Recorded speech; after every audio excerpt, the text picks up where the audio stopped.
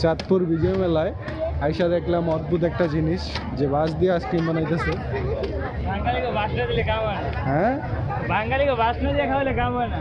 ভাই সব বেড়ে গেছে বাস দিয়ে কিভাবে মানুষের আইসক্রিম খায়? আইসক্রিম খাওয়াইতেছে। বড় স্টেশনের তো বড় হয় না। বড় স্টেশনের তো বড় হয় না। হ্যাঁ, বড় স্টেশনের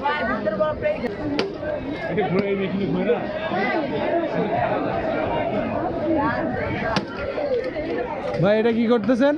আইসক্রিম বানাচ্ছি ভাই। এটা কি ice cream? Mix fruit ruling ice cream বাঁশ দিয়া? ন্যাচারাল। গ্যাস বাঁশ দিয়ে আইসক্রিম বানাইতেছে। দাঁড়াও। এটা বাস দিয়ে বানাচ্ছি না, এটা আন্তরিক। হ্যাঁ, এটা বরফ দিয়ে ঠান্ডা জায়গা খাওয়ার জন্য মানুষে বাঁশ দেয় আর এখানে আইসক্রিমে বাঁশ দিতেছে। কি যে ভাই সব বেড়ে গেছে। বাস দিয়ে কিভাবে মানুষের আইসক্রিম খায়? আইসক্রিম খাওয়াইতেছে। বড় স্টেশনের তো বড় হয় না। বড় স্টেশনের তো বড় হয় না। হ্যাঁ, বড় স্টেশনের বাইরে বানিয়ে দিতেছে। লবণ। হ্যাঁ, এই আইসক্রিম হচ্ছে আমরা খাই। এটা নাকি একটা ফালতু আইসক্রিম নাকি? আরে আমরা চিনা চিনা লাগে। আপনি ওয়াইফ আছে তো। কেক খাবা? অবশ্যই। এই যে আইসক্রিম আর এই হচ্ছে কেক। কোনটা নিছো? সব একই। হ্যাঁ, দাঁড়াও,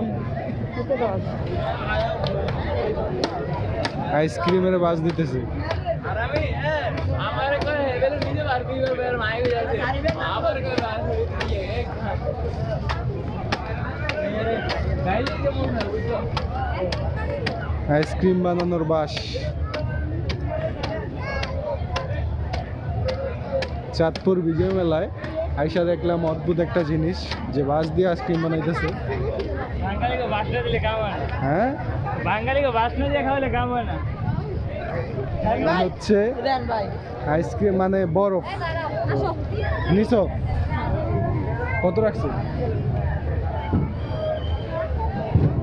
দোকানের নাম নেই। ও, আচ্ছা, এই যে দোকানের নাম। হ্যাঁ, আপনারও করে দিই। এমনিকে দেখান।